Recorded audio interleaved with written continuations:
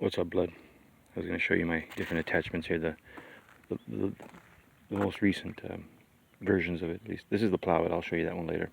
It's upside down right now, but anyways. This is that one that I was telling you about with the rebar teeth. This one's pretty cool. And then this is the Yoda with my makeshift boom rigger crane chingadera. And then this is the thing I was trying to tell you about, that was the additional attachment that you didn't see in that first video. So this is the original attachment, which essentially consists of, this was an attachment that I got off the Kubota, and oh dear, I just noticed that right now, so I gotta do repair. I had welded this a long time ago, and it's cracked right there. I don't know if you can see that. Yeah, it's cracked right there. So this is gonna give way eventually. So I can either take it off now and repair it, or just ride it until it goes. You know, I think I'm gonna just ride it until it goes. I don't feel like repairing it right now. But anyways, it's the Kubota attachment. This is a rack that I welded out of angle iron, and then attached on there, you know, using suspension wires and shit like that. And I put blocks on there. That's the width of this is meant for those blocks. And then that's the blade to the Kubota. And so I have I-beams, two of which actually that are chained onto that blade. So there's one short one that's about the width of this blade right now. It's about here. And then that one actually sits on top of another I-beam below it that is like 9 feet wide, I think. So I can take that bottom one off and then just run the narrower I-beam if I want to do a narrower area. But when I do the driveway, I do the big one. And then these are the blades off of a wheel loader, you know, big old wheel loader. They had changed the blades out, and they're the things that are on the end of the bucket that they use for like when they scrape and stuff like that. They're called blades, and so they're freaking huge, and they are heavy. I mean, they are heavy.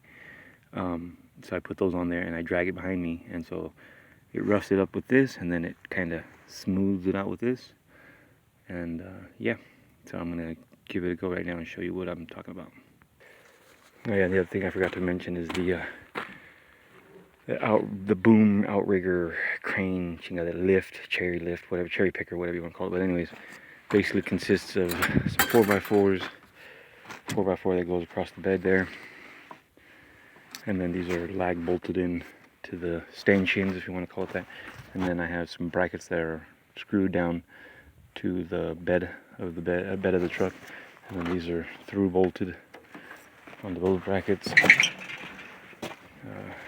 Shackle, big heavy duty chain, the hook to the come along. This is a geared down come along, which is pretty cool. But you have, you know, forward and reverse, or up and down, and then you have neutral, which if I want to like let it free spin or freewheel, I pull this out and it'll just freewheel. But essentially, if I want to go up with it, I just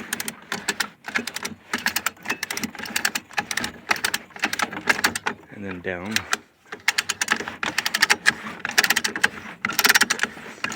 And then it's chained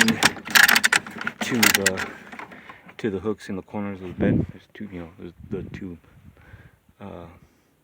not hooks, but you know what I'm talking about, yeah, whatever you want to call it, the attachment points.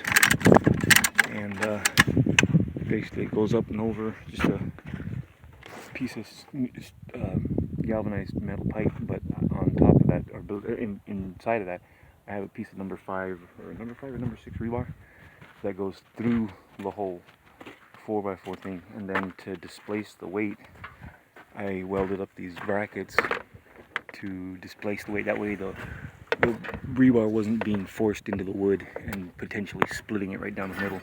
So the bracket is what takes the load, and then that displaces the weight, you know, kind of better or more evenly onto the boom. Originally this was a lot shorter, And that's not, I need to go higher because I need this to lift up more.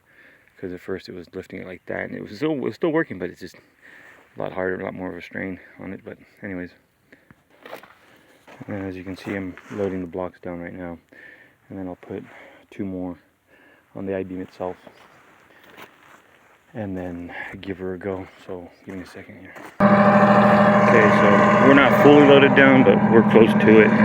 It's a pretty good load, but that's pretty much the gist of it. One of my chain tensioners busted, but that's okay. What I'm curious about is how long that's going to hold up for. That might just snap right now when I take off. It might just go bink. We're going to find out. And so although the road was already pretty good, but we just had a quick rain the other day. It's a little bit rough, so I'm going to go through and give it a final, since there's no rain in the forecast for a while. Okay, so here's where I get out, basically. This is gravity, first gear, 4 low, and then that dragging, my attachment, which kind of slows it down, but I'm moving at a good rate here.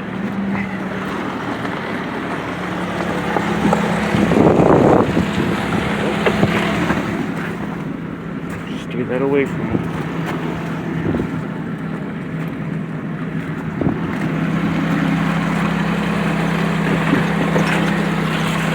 Oh. Hold on. So it may not seem like much, but it's because I've already done the road. But anyways, and again, the road looks pretty good. But I'll show you how I take out some of these blemishes.